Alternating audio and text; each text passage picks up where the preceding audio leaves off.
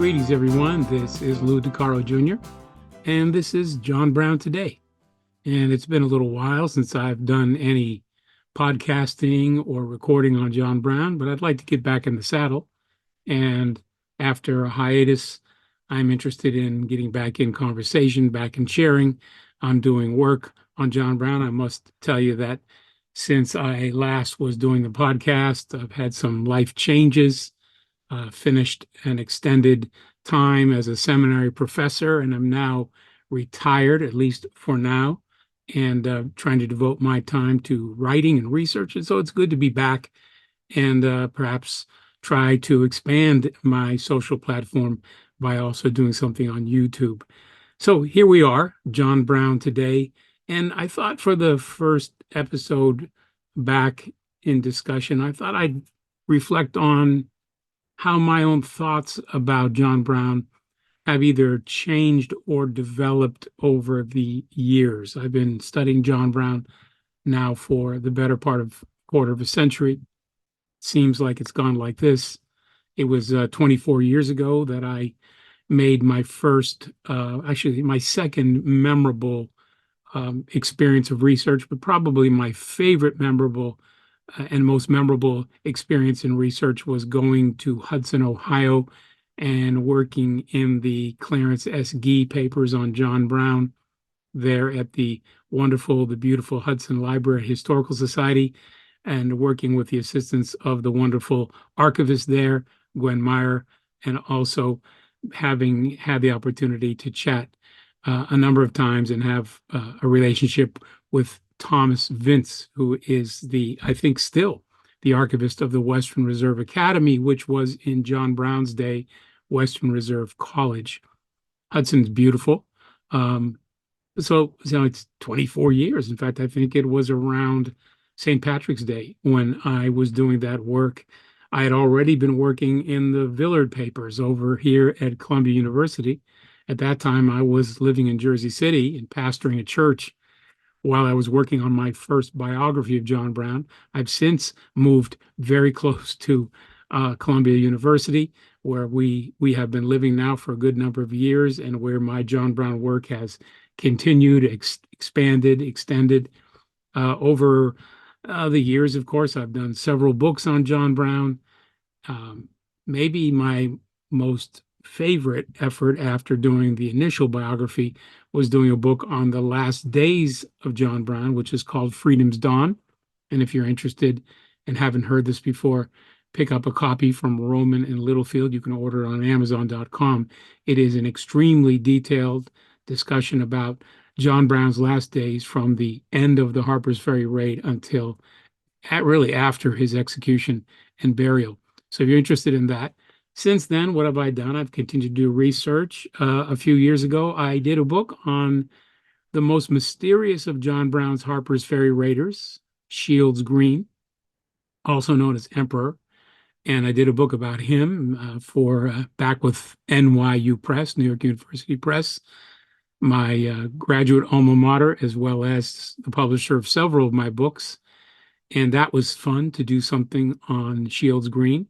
And I'm currently working on a number of John Brown projects, not the least of which is letter calendar, working with his letters, which I hope to have published at some point. And of course, working on Kansas, because I think that we need continue to look deeper into the story of Kansas. So that's me. That's what I'm up to. I'm trying to do some other things theologically, and I am involved in some urban ministry here. But John Brown remains my commitment in terms of historical research, something that I always kind of point out, and I don't mean to be condescending, because the reality is we've had a number of really excellent biographies. And so when I refer to what I call drive-by biographies, I'm not talking about everybody. But what happens a lot with John Brown is that authors write their biography of Brown, and then they move on to the next subject. Now, that's perfectly legitimate if you're a biographer or if you're an academic. Maybe the most notable would be David S. Reynolds, who I would count as a friend, or at least as a friendly associate, and who's been very kind to me and supportive of my work. And I have. I would likewise recognize that Dr. Reynolds is a monumental biographer. He has done monumental work on John Brown, more recently on Abe Lincoln, his biography of Lincoln, Abe, but he's written extensively. When somebody like David Reynolds writes his biography of John Brown, in a very real sense, it's not drive-by because he's lives in that century. He lives in that area of specialization, and to no surprise, his work on John Brown was a blockbuster. It was a milestone, and it was a game changer. I mention Reynolds because, in contrast, there are a lot of others who write their John Brown books, and frankly, probably we would have been better off if they hadn't written them. So when I talk about drive-by, I'm making kind of an allusion to drive-by shootings, and there are people who write that John Brown book in such a way that it's kind of a drive-by, kind of an attempt to bring a concept of John Brown that they have in mind, to impose that upon the abolitionist, to write his story to suit that bias or that presupposition, and then to move on, never to return to the topic again. We've had people like that, some of them well-known, some of them have been, I don't want to name them because I don't want to be unduly polemical, but that's generally a problem that John Brown has suffered. He suffered from more one-time works than, let's say, somebody as monumental as Lincoln or Civil War generals, where there are repeated returns. There's deep research. And so one of the things that happened to me over the past 25 years is that I realized that once I did my first work on John Brown, a biography which was published in 2002, so it's getting to be quite old, that I didn't want to move on to another topic, that I thought that as much as I'd been able to accomplish, there was still so much more to study and consider, and that the John Brown bookshelf, as it were, needs to have more substance, more extensive work, and that the John Brown study is a study that's going to continue. I'm just one figure in a long line of figures, but I hope that as younger men and women are coming up, that there's going to be an ongoing interest in John Brown's life, ongoing biographies for the generations to come, further research into his life and context, just as there is an ongoing interest, and there should be, in the history of slavery in this country, in African American history, in generally in studies about race and racism. So in some respects, it's a good time for John Brown. In my own thinking then, over the past 25 years, it was kind of digging in and trying to go deeper. And that was the result. For instance, that resulted in a book about John Brown's last days, because usually John Brown's last days were dealt with in a chapter or two with respect to biographies. And I thought, you know what, there's a lot going on between September, October of 1859 and when he is hanged and buried in December. And that was the attempt. And I also, by the way, along with that, was able to do a book. Rowman and Littlefield was they were very kind in allowing me to really work out this passion I had, not only to write an extensive book about John Brown's last days, but to publish all his letters from his jail days. So there's a book called John Brown Speaks. It's also published by Rowman and Littlefield. Not inexpensive. I wish it were otherwise, but you could find it in a reference library if you can't afford to get it yourself. But it is really a documented work on all the extant, all the surviving letters that John Brown wrote from jail, as well as statements and interviews and so forth. Because the last days of John Brown are, in some respects, the most important days of his life. Because that is the impact that he had upon the culture. You have to be, I think, go deeper to be interested in John Brown, biographically speaking. So the next layer, of course, would be those who are just generally interested in John Brown's life between, let's say, 1855, when he goes off to Kansas, and the time of the Harper's Ferry raid. So 4 years between 1859 and 1859, when he fails in Harper's Ferry and is hanged. And then, of course, the most, shall we say, desperate of us, the most determined of us, are really interested in everything John Brown, looking at his youth, looking at his life as a whole. I'm the kind of guy, and I know a few of you are like this too.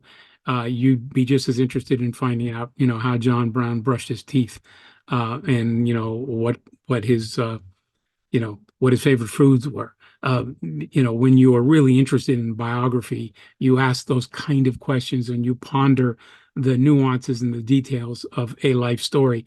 And that's the kind of thing, too, I've been focused on a lot. And so the work continues. And by God's grace, I'll continue to work on John Brown until I'm unable to continue to work. I have, again, some plans for work that are in process. But I also feel like being able to share about John Brown with students and just interested folks. I've made some really great friends and associates since the podcast, since beginning the podcast. One friend who told me how he and his wife listened to the entire podcast while driving across country has since become a wonderful support enthusiast, and maybe even we'll be working together more about that. I hope to introduce him on this platform at some point. John Brown, he has a following now. He doesn't have a following like Lincoln's following, which is tantamount to a religion, especially among certain historians, and it's a religion that's very intolerant of John Brown, as I've often talked about. I'm not against Lincoln. I'm not against Lincoln's biographers per se. As I mentioned, I admire greatly David S. Reynolds. His work is a monumental scholar, and his work on Abe is wonderful. But you got to admit, we live in a society that really, almost treats Lincoln studies as a kind of an industry or like a religion. And some of these professors who are so devoted to Lincoln are really a kind of a priesthood. And there is a kind of a nationalist theology. You hear a lot talking about the Christian right, talking about Christian nationalism, but the reality is that there is a religious tendency in nationalism. Some people have called it civil religion, as if civil religion exists alongside other actual religions in the culture. My late mentor and dear friend Gabriel Moran, the wonderful religious educator, challenged that idea. He suggested that civil religion is not one category of religion alongside other religions, but it is the influence that permeates all religions, so that religions in the United States all tend to, if given enough time, take on a kind of a certain style, a certain set of values, and that will happen. It's happened to Christianity, of course. It's happened to Judaism. It happens to every religion, and I believe it's even happened to Muslims who have been domestic. So we kind of have a stereotype that all Muslims are a certain bent, but we know the Muslim world is not a monolith, and particularly Muslims in the United States many times can be just as patriotic and just as conformed to this kind of almost religious devotion to the nation. These things happen. And John Brown himself was kind of part of that. There was some of that in his life, one of the things I want to talk about. So we have this strong bent in our society and in our culture. So the Lincoln admiration is really more than kind of political mythology. It really becomes a kind of a theology of the culture. And you don't have to be a Republican to buy into that. It becomes almost this religious devotion to Lincoln, but also to others in the nation. John Brown, of course, enjoyed some of that in the Civil War era and in the years of the Reconstruction. But once Reconstruction was overthrown, once Black people were betrayed by the Republican Party once white society sort of reclaimed its unity in the name of progress going forward, squashing the Native Americans and, solidifying the reunion. Remember David Blight's wonderful book, Race and Reunion. And so you have that kind of period of pushing forward. And when white society becomes reunited and pushes forward, it leaves John Brown behind. As a matter of fact, you start seeing then polemical, hostile, very alienated pieces of writing about John Brown. The society seems to reject him. Although there were some old timers who knew John Brown who turned against him by the the 1880s and 1890s. It was really the rising generation of whites who turned against John Brown. And it was that change that defined the latter part of the 19th century and well into 3/4 into the 20th century. And so it really was only at the very end of the 20th century that you began to see there was a shift of interest again in John Brown studies. That's about the time I came back into it. My biography of John Brown, Fire from the Midst of You, A Religious Life, was actually the first biography of Brown published in the 21st century, but not the most impacting. Evan Carton did a wonderful book, and then David Reynolds did his biography. But I think it was Reynolds, given his background, his accomplishments, his voice, his literary avenue. He really was able to punch, I think, a big hole in the anti-John Brown wall. And I think there was a shift. And I think that by the time we got to the Harper's Ferry sesquicentennial in 2009, a lot of academics were at least, shall we say, more positively disposed toward Brown at some basic level. There still is a lot of, shall we say, cynicism. There are, of course, scholars who don't like John Brown, who hate him, and who are ready to always speak against him. Some of them are very prominent in the Ivy Leagues and very prominent in the academic world. But there was a softening toward Brown that was not in academia in the middle of the 20th century. When Stephen B. Oates wrote his biography of Brown in 1970, it was really embraced as a kind of objective work, the first objective work, and in a sense it was. Oates was not, he was not out to get John Brown the way other drive-by biographers had been. But at the same time, Oates brought in some very troubling, questionable notions in his biography. And I myself have never really found that biography very helpful at all. In fact, I've felt that it was very sterile. I think many people I know have read the 1909 W.E.B. Du Bois's biography of John Brown, which from an academic standpoint is riddled with secondary and tertiary errors, and yet which grasps, I think, a better sense of John Brown in the spirit of the man, if not the letter. Stephen B. Oates, he wrote a competent biography.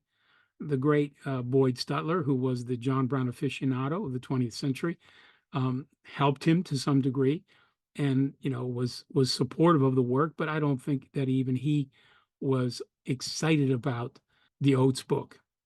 And so Oates's biography was a kind of half glass full or half glass empty. And therefore, it really took another generation to shift. And so by the time you get into the 21st century, it isn't just me, but there's others who are coming in who are interested in Brown. What we're also seeing is we're seeing changes taking place not only in the academy, but you're beginning to see scholars who are much more aware of the importance of Black history. Really, when you look at the middle of the 20th century, when John Brown was the most hated by the Lincoln scholars, by the Civil War historians like Allen Nevins, the Lincoln scholars, who really hated John Brown and just made constantly made slights and references against him. It's no coincidence that they were also the least aware of Black history, the least interested in Black history. So when you talk about the Academy in 1950, there just is not, they're not connecting the dots, and their work, therefore, is very skewed. Plus, there's some of them are still kind of writing with, embedded sympathies for the South. And so, that excrement, if you will, had to be moved uh, out of the system, as it were, of American history writing. And the rise of Black studies in the later 20th century, although many of those Black studies departments have been closed, institutes of Black studies have gone by the way because of pushback. At the time, they led to the republication of classic works, Black studies, Black history works. They also caused historians to look back and see John Brown in a better context. So, in some respects, the Black historians were already appreciative. I mean, Du Bois in 1909, Benjamin Quarles was writing in the 1970s, the early 70s. He did a wonderful work called Allies for Freedom. And again, I don't necessarily agree with everything Quarles concluded, but what Benjamin Quarles understood about John Brown was that John Brown was, whether people like it or not, a real ally of the Black community. And of course, the term ally has become very prominent now in the age of Black Lives Matter and, whatever this thing is that's called woke, because I see woke as essentially the property of and indicative of the African American experience. I think it's been expropriated and used by a lot for a lot of other reasons. But certainly John Brown was woke in at least in the appropriated sense that he was associating with Black people, feeling Black people's concerns, observing Black people, learning from Black people. One of the things that I would say I've come to appreciate. And therefore, the 70s with Black scholars, they were already reflecting upon John Brown in ways that we so-called white scholars would not get to until really well into the 21st century. So things have really changed, and they're going to continue to change. That's the way history works. But John Brown is interesting for that reason. Lincoln enjoys this kind of constant state of adoration.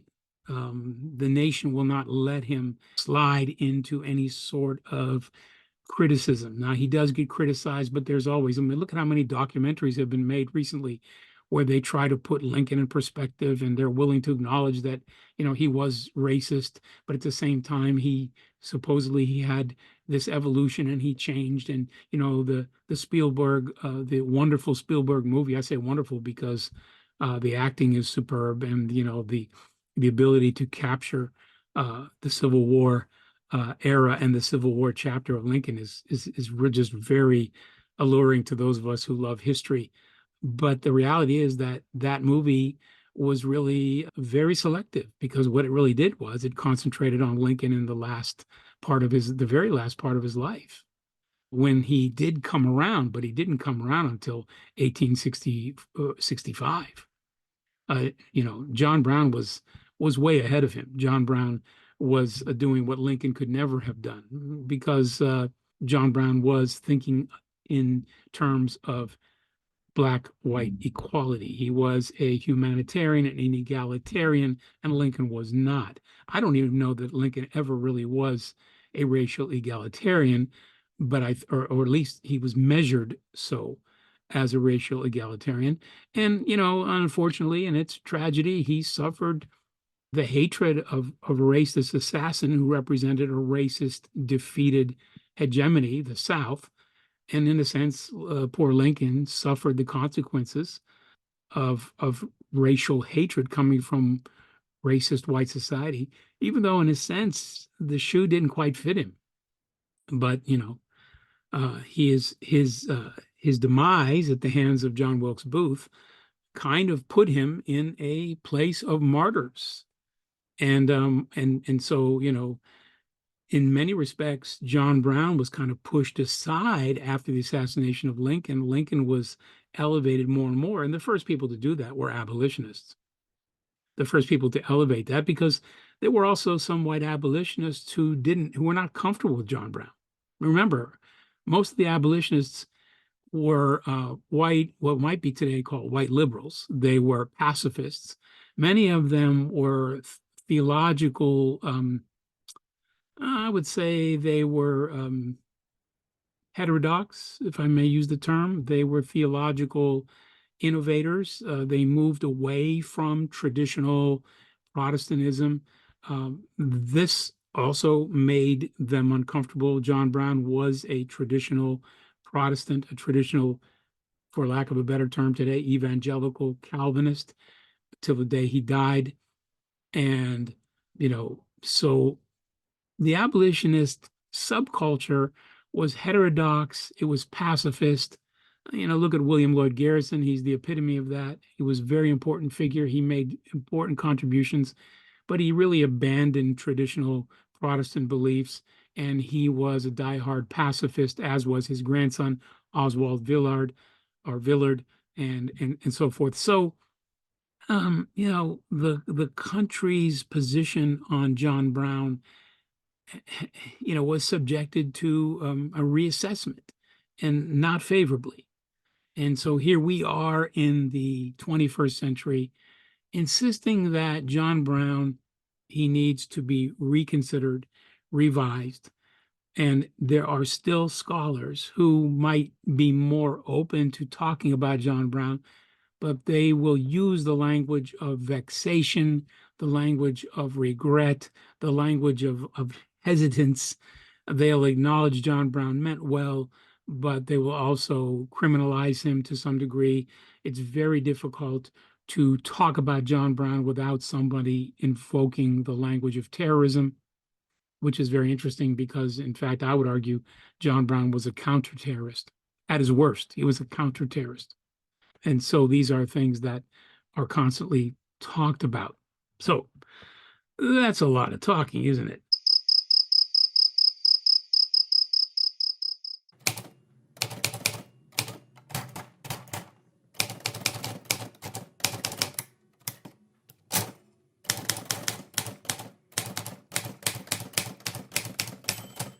What are some of the changes that I've had in my thinking? I think when I started with John Brown studies, I was more biographically interested in the man. I tended to move among, because of close associations and friendships that I still value, I tended to move among people who were on the political left. And as leftists, they would embrace John Brown as a leftist revolutionary. And I understand why. And I understand why certainly the right wing in this country has nothing to, cannot make any claim on John Brown, doesn't want him. It's understandable why that the two allies that John Brown has had, his legacy has had over the past 160 years, has been the historic Black community, the historic Black scholarship, and the left, Marxists of different kinds, because they come in as many apparently in as many denominations as Protestants do in their own way, and are as divided and splintered many times as are religious groups. But the idea that John Brown was a kind of leftist revolutionary, to me, is imprecise. And I've come to believe that John Brown is better understood as what I would call a radical reformer. A radical reformer. Now, in the Protestant tradition, the Protestant religious tradition, Reformation, of course, is key. Reformation is not about totally overthrowing Christianity, but rather reforming it. The Protestant reformers, the motto that comes out of the Protestant reformers of the 16th century, 17th century is reformed and always reforming. And in a sense, that becomes a lifestyle, a worldview for people like John Brown, who literally see the Bible as God's oracle, as God's rule for faith and life, and yet identify with the independence movement, identify with the Declaration of Independence, as John Brown did. But it's very important to point out that John Brown did not want to overthrow the United States.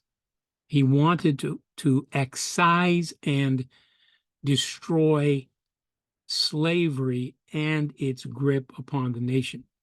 Everything that John Brown designed to do, whether you agree with it or not, whether he succeeded or not, and we know that he didn't succeed in the end to launch a Southwide liberation movement, John Brown had no intention of overthrowing the United States government. He saw his efforts as a necessary, shall we say, cure or antidote to the dilemma that the United States had gotten itself into during the antebellum period.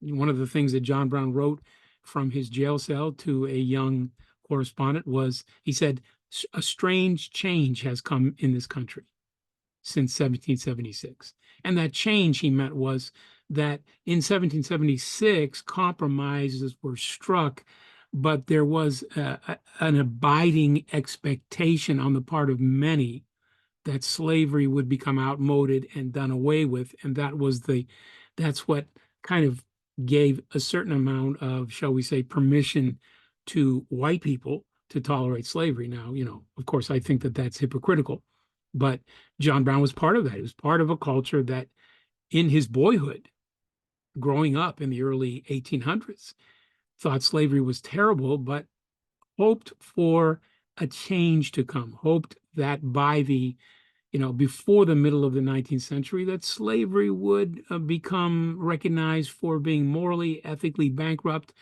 and that it could be replaced with a better system. And instead, what had happened was that slaveholders had become more influential, that slavery had begun to demand more, that slavery had become more entrenched in the economic interests of the North, and that slaveholders wanted to expand.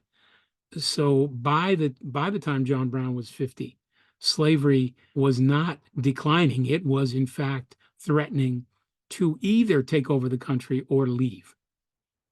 So secession was not something that came up, they came up with in 1860. It was something that was already in the conversations of the most radical men in Virginia and South Carolina, for instance, secession.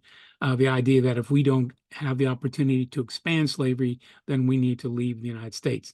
John Brown saw this growing development, this growing, very negative development, and he saw things went south. No pun intended, for the nation. And so, yet he did not want to overthrow. He saw the abolitionist as a patriot. He saw the abolitionist as one to repair and reform the country, not one to destroy, overthrow the country. He wasn't trying to put in a different political system. So when I say John Brown is not a revolutionary, that's really what I mean. That doesn't mean that there were not revolutionary inclinations, in the sense that he very much harked to the patriots of 1776. He very much identified with the Minutemen who fought in the American Revolution. But his mission was not to overthrow the democratic so-called system. And, whether my Marxist friends like it or not, his interest was not in overthrowing this so-called free market. He wanted those who were called capitalists. He wanted manufacturers, for instance, in the case of working with wool farmers in the 1840s. He wanted fairness and justice. And so I think in some ways this goes into the second part, that just as John Brown was not really a leftist revolutionary as much as he was a radical reformer in the long tradition of the Protestant Reformation, with the idea that the nation itself needed to be redeemed by being purified. He was a Puritan seed, and he believed that the Puritan way, which was to uproot and destroy any influence of slavery, he knew it was a great evil. Many people did among the abolitionists, but he again came to realize by the 1850s that slavery was not going to disappear with a sermon and a browbeating. It wasn't going to disappear because men of goodwill in the South were going to give up enslaved people. It had to be forced from the hands of slaveholders. And so then for John Brown, the idea was what method would work the best. And I think that will get into the one of the parts I want to talk about. So, radical reformer. Second of all, I would say he's an evangelical corrective. Now, a lot of people may be uncomfortable talking about evangelicalism. Now, I am an evangelical, if by that I mean my theological framework. Evangelical has become a cultural and political identification that I do not identify with. When you hear evangelicals, you really are talking about right wingers. Often they have become followers and supporters of the most recent right wing expressions in politics. Many of them are even what might be called Christian nationalists. And they have unfortunately pulled evangelical as a term into that mess. For many years, evangelical was considered an alternative to fundamentalist. It was considered an alternative to kind of the right-wing fundamentalism that even goes back to the turn of the last century. Evangelicals were supposed to be a bit more removed, a bit more at least moderate in their politics. They were concerned about right-wing as well as they were critical of Marxism, but they were, sort of centrists as Christians go, and would have been much more politically flexible in their conversations. By the time you get into the late 1970s, I won't call him great because I wouldn't consider him a great man, but the late influencer Jerry Falwell pulled evangelical in the era of Reaganomics and Reagan. And so evangelical was really a term that was compromised and has become now, it's really become a word to despise. And so I use that by having to make this preliminary comment that when I talk about evangelical, I'm really talking about somebody who has a belief that the Bible is the inspired and infallible Word of God. John Brown wrote about that, was very, very obvious in his view of the Bible being God's Word. And in that, he was not a rarity. There were many people in the United States at the time who had what might be called a high view of the Bible as inspired and infallible. And in that sense, he was an evangelical. He was an evangelical in the sense that he also embraced the essential doctrines of the Protestant Reformation as they had been conveyed from, John Calvin and down through, the Westminster Divines, the Westminster Confession, into the congregational tradition of England, and of course, its satellites here in the Puritans of New England, from which John Brown comes. And he's very traditional, very conventional. Some scholars have attempted to present John Brown as a religious innovator, as even semi-heretical, and this just simply is not the case. Any close study of John Brown will reveal that he was a very traditional, congregational / reformed evangelical Christian who believed in the Bible, believed in the traditional Protestant perspective of sola scriptura, scripture alone, faith alone, Christ alone, and so forth. That was really where he came from. Now, he wasn't a theologian. He considered pastoral work when he was a child, but it didn't work out for him. And his vocation really was livestock and working with animals. And he actually became quite an authority on fine sheep and wool by the 1840s, genuinely nationally known if you read the agricultural papers of the 1840s. So he didn't become a pastor, but he was strongly, he planted a church in northwestern Pennsylvania. He was always involved in church, teaching Sunday school.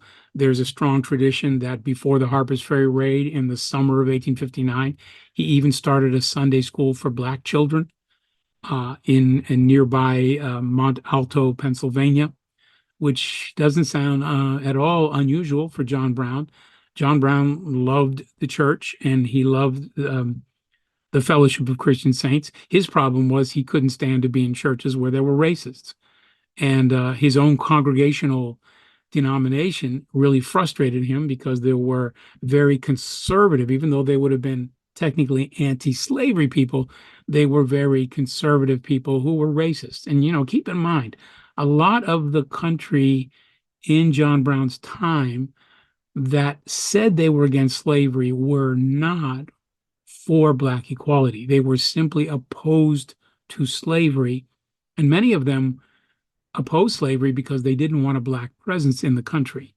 And so this is really the division. It isn't just between pro-slavery Christians and anti-slavery Christians, but it's also for John Brown a question of being with white Christians who loved and believed in the equality of Black and indigenous people. And so that was John Brown's little tribe. John Brown's little tribe there were these radical evangelicals.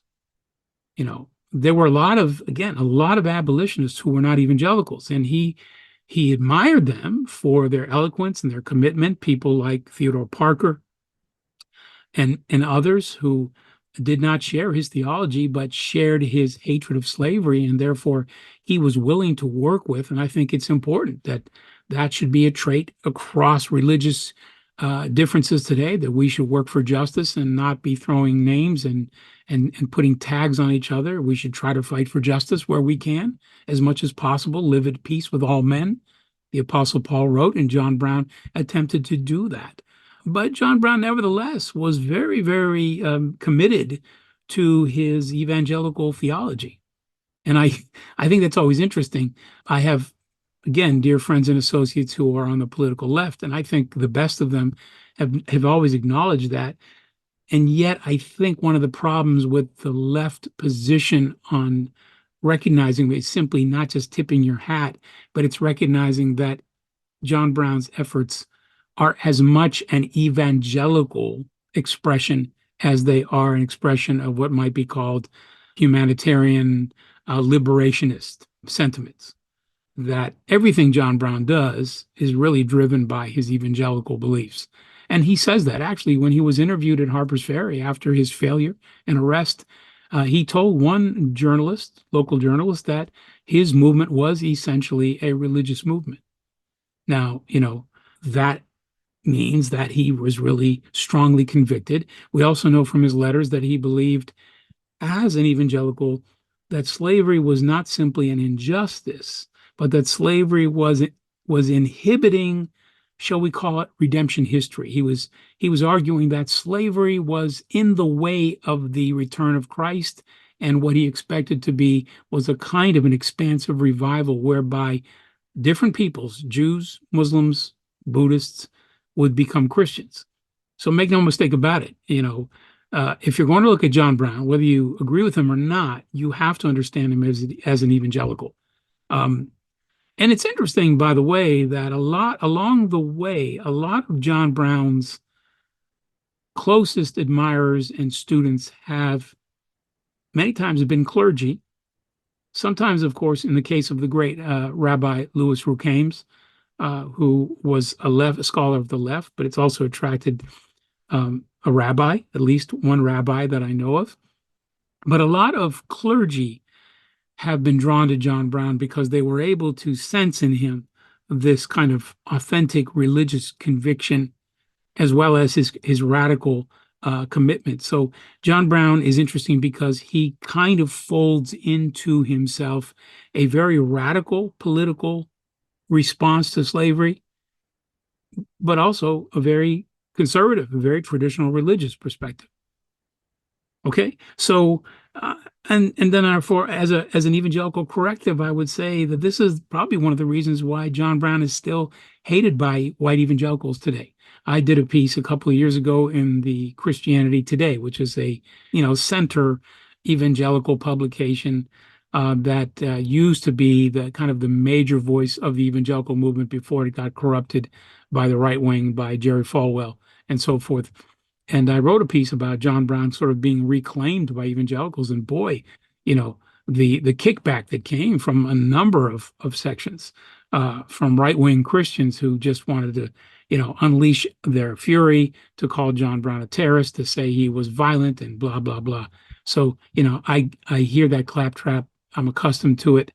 And I know that in fact, if John Brown was juxtaposed with evangelicalism today, he would shame so many people because he was concerned about the human condition. He was concerned about justice. And so we live in a society where that's a point of, unfortunately, the Bible believing Christians often are taking the hostile side, the polemical side against the alien and the stranger. And, I want to dismiss all the claims of Black Lives Matter as some kind of Marxist conspiracy and all this other claptrap and nonsense that you hear. John Brown would not be with them. And so they don't like him. And so I would say, if you really want to see evangelicalism, for those of us who are, we really have to appreciate John Brown because, to be truthful, in the United States, there just aren't that many white evangelical men and women who really take a position of absolute commitment to justice. And so he's important for that reason. Let me move on. The thing I think, in terms of thinking about John Brown, sometimes myself, he prompts a paradoxical realization of history in a sense. There are paradoxes in John Brown's story, and I can think of at least, well, two of them I think that are important. One would be that John Brown, even his father, Owen Brown, were very sympathetic. Not only were they abolitionists, dyed in the wool, as they call themselves, really strongly pro-Black, not just against slavery, but they were for Black people, and demonstrated that in their social lives, in their church lives, in their arguments, oftentimes offending people in their communities because they took a stand for racial equality and not just the end of slavery. They were also very sympathetic to Native peoples, to indigenous Americans. And the irony is that, for instance, in the early 1800s, when Native Americans were being driven out of Ohio, John Brown's family were settling there. And Owen Brown even says in one of his memoirs, he wrote a couple of memoirs later in his life. He died in 1856. So he wrote one of his memoirs. He said that he really was very on close relationship with some Native peoples in Ohio, and he tried to talk them out of leaving. But apparently there was either coercion as well as some kind of promises were being made to try to relocate them, to move them farther west, which is what happened. And so you have Owen Brown, who really sympathized with the Native population, who saw the white racism of settlers against them, who tried to speak against them, who tried to stand in the gap, as it were, at times. And John Brown did the same thing. There are different records of John Brown, threatening to fight white people who were trying to bully Native Americans. There's an incident like that happened in Pennsylvania. And when John Brown went out to Kansas in 1855, 56, he used his surveying abilities to help Native peoples because their land was being imposed upon. There were interlopers, whites who were coming in, squatters who were squatting on Native lands, and many of these were Southerners. And John Brown conducted surveys to help the local Native populations discern their exact borders so that they had an appeal against interlopers. John Brown did that kind of thing. John Brown had personal relationships with, and he got along with indigenous people, and he recognized the struggle that indigenous people also had with respect to white supremacy. The irony, of course, is that the very presence of the Browns in Ohio, the very presence of the Browns in Kansas, indicates the problem itself, the problem of, in fact, white settlerism. The problem for indigenous people was the expansion of the country. White people, white Christians, or whatever they were, going farther and farther into what was called the frontier, or the frontier, until finally, as you know, later on in the 19th century, the entire contiguous America, United States, I should say, was taken and indigenous people displaced, killed or displaced, ethnic cleansing, um, Native Americans being forced further and further to the margins. And the Browns are part of that story. And so that's an irony. The irony is that we can talk about John Brown being a friend of the Native population, but the fact of the matter is they might represent the soft underbelly of white supremacy in a sense, and one could understand that. This is why it's important for history at least to be mindful of these dynamics. I'm not saying that John Brown should be blamed for this as a priority, but I am saying that, whether or not it's like anyone who comes into this country and particularly has been endowed with the privilege of being considered white, just to have that privilege means that there are people who are viewed differently and viewed negatively. And so that's true about John Brown, and I think we have to acknowledge that. But at the same time, you can only judge people on the basis of how they try to make a difference within the space they have. And so I think we can also say that John Brown tried. The Browns tried to be a light in a dark place, even though it may have just been a candlelight blown, as it were, in the strong winds of white supremacy. So that's kind of an irony. Another irony is as I wrestle with John Brown's actions in Kansas, which often are, I think, labeled as terrorism. I think quite unfairly, because again, as I've stated, I think he was a counter-terrorist. The terrorism was already taking place. Even setting aside the reality that slavery itself was an institution of terrorism, that what white society was doing to indigenous people was terrorism, that they were the perpetrators of terrorism, that even in terms of what pro-slavery whites were doing to even anti-slavery whites who were racists, but who simply did not want to have slavery in the Kansas territory, they were victims of terrorism. So that when John Brown and his sons and some of their associates killed 5 pro-slavery thugs on May 24th, 25th, I think that's the date, 24th, 25th, 1856, rather than to just see that as an act of terrorism, but to see it as really a response to the kind of bullying and brutality and threat that the pro-slavery terrorism that had taken the Kansas territory over was doing, and that John Brown, in fact, was resisting. But be that as it may, let's set that aside for a moment to say that as we look at the idea that here was a man in many respects very devoutly Christian and yet oversaw a very brutal episode of killing 5 men. Boyd Stutler back in the middle of the 20th century said he thought that they were all that the 5 men who were killed plus others were badly in need of killing, as he put it. So I don't really weep any tears for the 5 who were killed, but nevertheless they were killed. Some people would say they were murdered. Some people would say that it was a preemptory strike, that it was even a guerrilla attack. However you want to put it, it was bloodshed. And John Brown had never conducted himself in such a way. So as I ask in my first book, in my biography, what must have been the circumstances to drive men of the caliber of John Brown and his sons and others to the extremes that they took. So we often just look at the murders and don't look at the context. And the context, and I know people say, oh, context, there they go again with context. But context is everything. And the political dynamics of what was going on in the territory in 1855 and 1856, having to do with pro-slavery terrorism and the real and present danger that was posed to the Browns. Real and present danger posed to the Browns was all part of the reason that Brown took the actions he did. There was a prominent 20th century theologian, Reinhold Niebuhr, one of the hardest names to remember to spell, Niebuhr.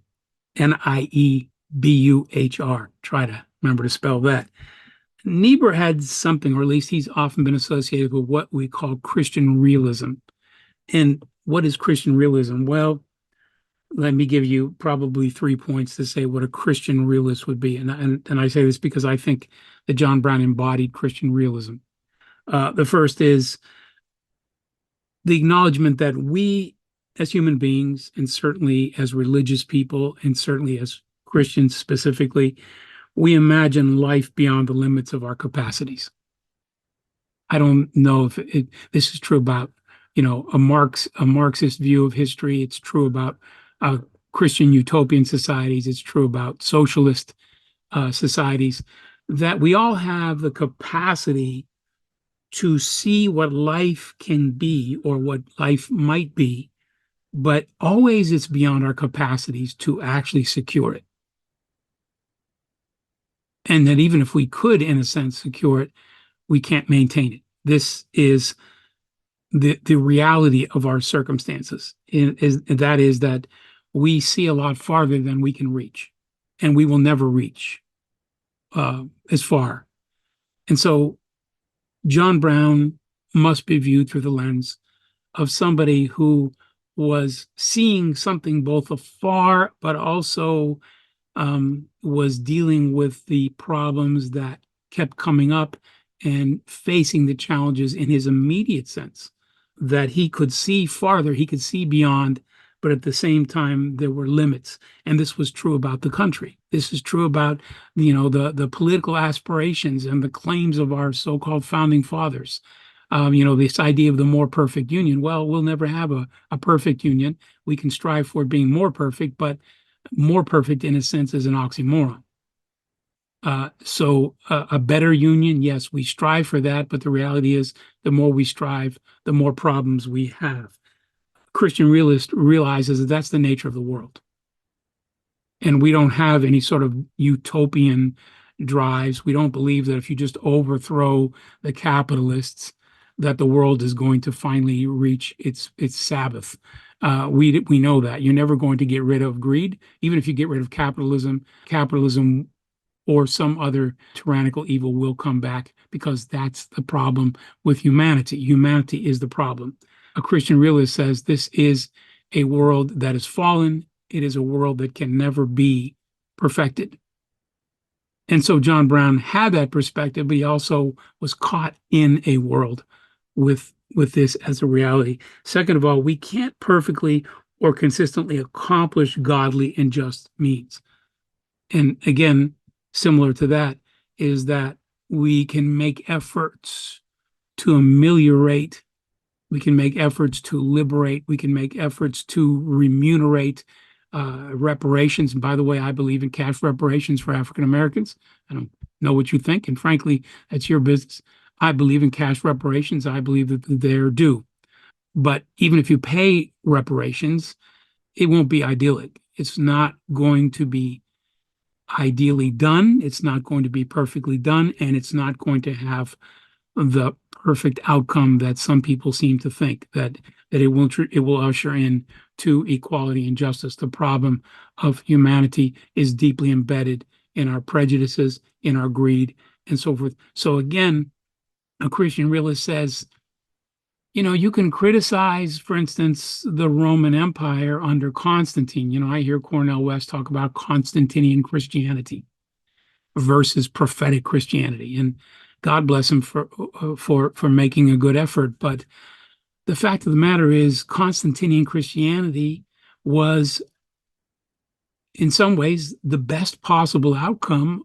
You'd rather have a Christian Roman Empire where they did away with savage gladiatorial games, where they didn't engage in wasteful and very capricious animal sacrifices, where they didn't throw unwanted little girls on a heap to be taken up as sex slaves and prostitutes, where there were feeding programs for the poor. After all, Christianity truly brought philanthropy into the Roman world in a way that it did not know. And yet all this was taking place while it was still it was an empire. And the Jewish people were increasingly being persecuted, and where there were bloody wars and so on and so forth that took place. this is Christian realism to say we ought not to expect that any government could ever rise to the place of relative perfection. We strive and we must strive, but we're caught in a place of great limitation. It's always beyond our capacity to accomplish it and to sustain it. So again, I see John Brown himself in Kansas, for instance. I see him as a Christian realist.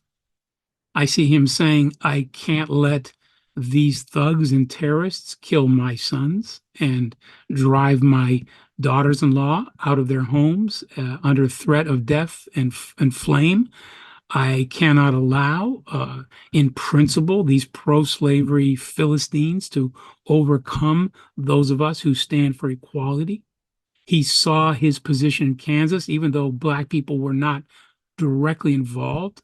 He saw his political place in Kansas as representing what Frederick Douglass was suing for back in Rochester, New York.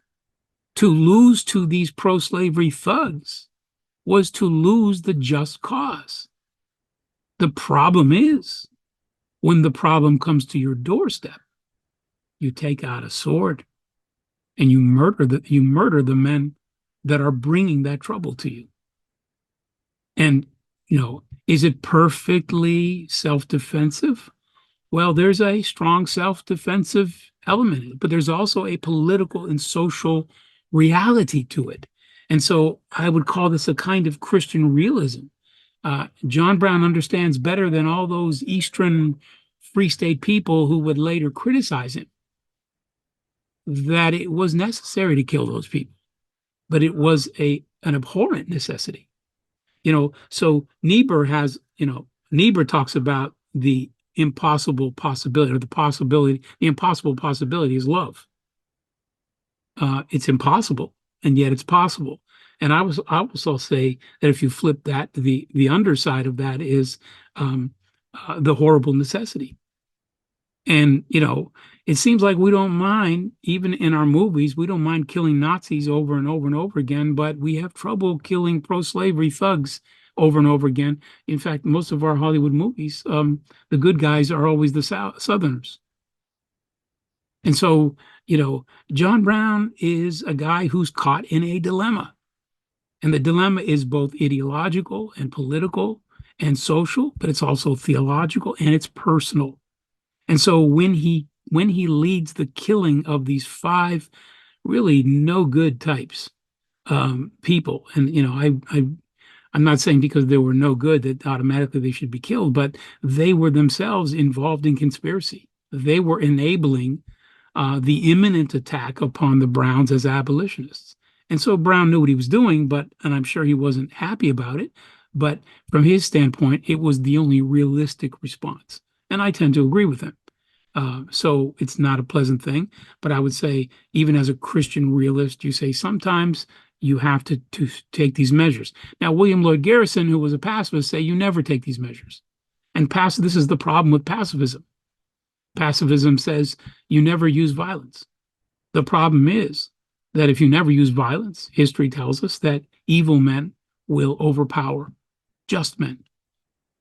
Oswald Garrison Villard, who was the grandson of William Lloyd Garrison and who took it upon himself to write a biography of John Brown in which he impugned John Brown and called him a kind of a well-intended murderer, and who really sullied the waters for many years against John Brown.